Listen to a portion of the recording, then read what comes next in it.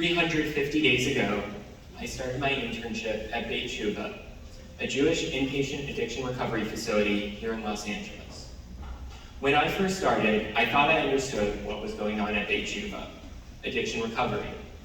But as I began to work and see the journey of the residents there, I started to understand that so much more was going on. The average resident, if such a thing even exists, comes in having accepted they need help, usually accepting they have a problem with addiction and not accepting much else. They often have issues with anger or self-confidence or relationships or mental health or some mix of the aforementioned issues. Most don't actually believe they'll find their way to active recovery. Many of them having gone through treatment multiple times before. It feels like too big of a miracle, too much to expect of God. And yet, they stay, one day at a time. Oftentimes, they'll have a moment when they want to leave prematurely, and a program facilitator, or a counselor, or a friend will convince them to give it one more day. And somehow, that day turns into 2 days, and then a week, and a few months later, they're graduating Beit Tshuva, having found their path forward in their lifelong fight with addiction. They celebrate a year of sobriety, and it's often at that moment that they look back on the past year and see all the little miracles that got them to that point. To be sure, this isn't the story of every person who checks into Beit Tshuva, but for those that do, for those that experience this, their first sober birthday is often the point that they realize that they did actually experience the big miracle. It's just that their big miracle was broken up into countless small, ordinary moments. There was no big change all at once. Change happened little by little, day by day. The change happened so slowly, they barely noticed it. In the Talmud, in Tractate Ta'anit, there's an interesting text that speaks to this phenomenon. The rabbis address the question of how to live when it feels like there is not enough God in our lives.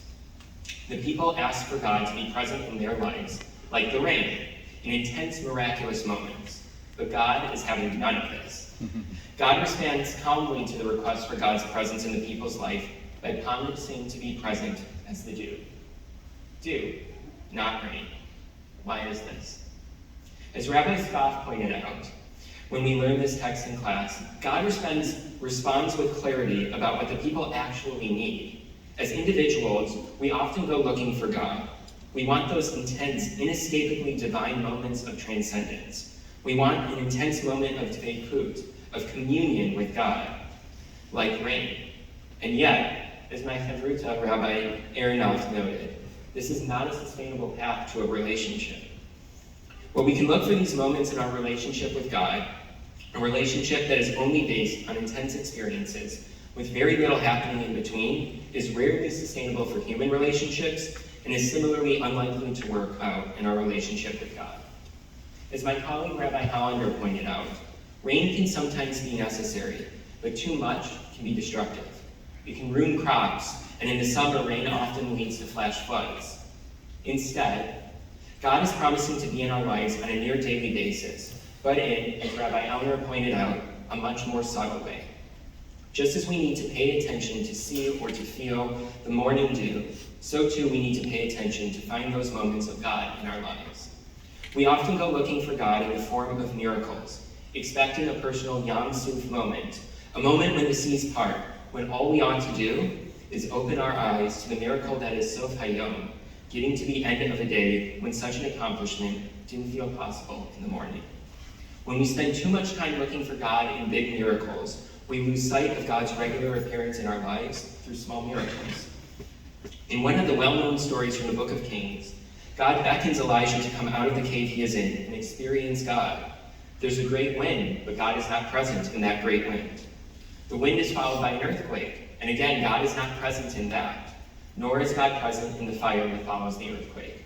But then, there's a kol dmama daka, a soft murmuring sound, and that, we are led to understand, is the way God is present. And just as Elijah might have missed God if he wasn't attuned to the ways God can be present, we too can all too easily miss the moments of our lives in which God is present. Every day we persevere through life's difficulties is a miracle. Every morning that the sun rises over the horizon, just at the moment astronomers expect it to, is a miracle. But we often don't experience it this way because we dull our senses to it. And for good reason. If we were to be in a constant state of awe, taking in all the little miracles around us, we'd be overwhelmed. We'd be so awestruck, we'd be unable to move. We don't start out this way, dull to the awesomeness of the world. Walk down the street with a 2-year-old, and you'll see how pre-programmed we are as humans to notice the little miracles in our lives. Toddlers pick up on everything and are fascinated by it. That said, it starts even earlier than 2 years old. My son Shai recently went through his 4-month sleep regression, in which he stopped sleeping as regularly at night. This sleep regression is a direct result of not eating quite enough during the day to make it through the night without waking up for more food. Babies stop eating as much at this age during the day because they wake up to the world and get easily distracted by the many things going on. My wife Alana and I have attempted to conquer this period of sleep regression by both allowing Shai plenty of time to play and see the world, but also by feeding him in a boring room with few distractions. And we, as adults, do the same things for ourselves. We put our minds into a state of relative boredom so that we can get things done. Don't get me wrong, we need to dull our senses, but maybe we don't need to do it quite so much. In our sugya, God promises to both be like the dew, always desired, and to put us as an engraving on God's metaphorical hands, always visible. As Rabbi Dr. Wolfson pointed out, God is always there so long as we pay attention, just as he has to actively notice the dew on his car each morning.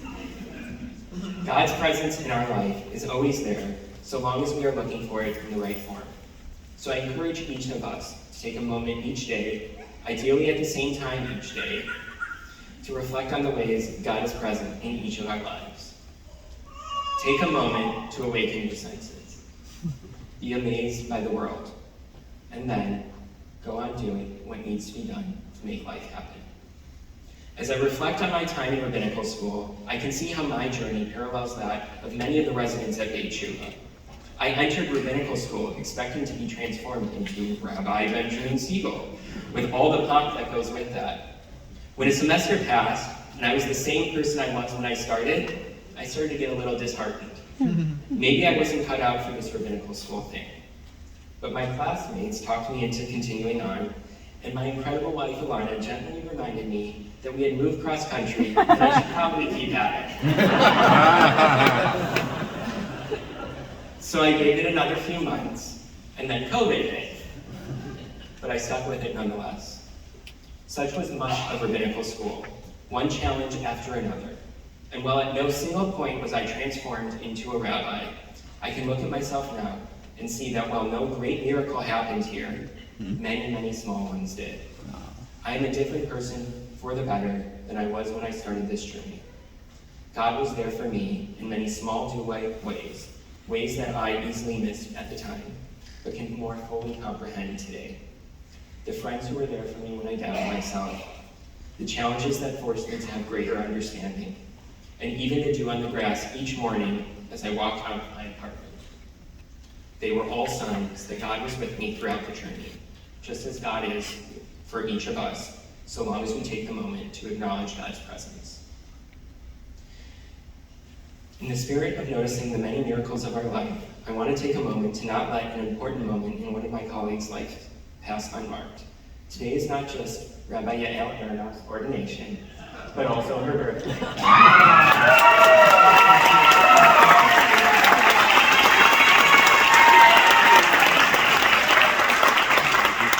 So as our Chavruta, I'd like to lead us all in singing to her on her birthday.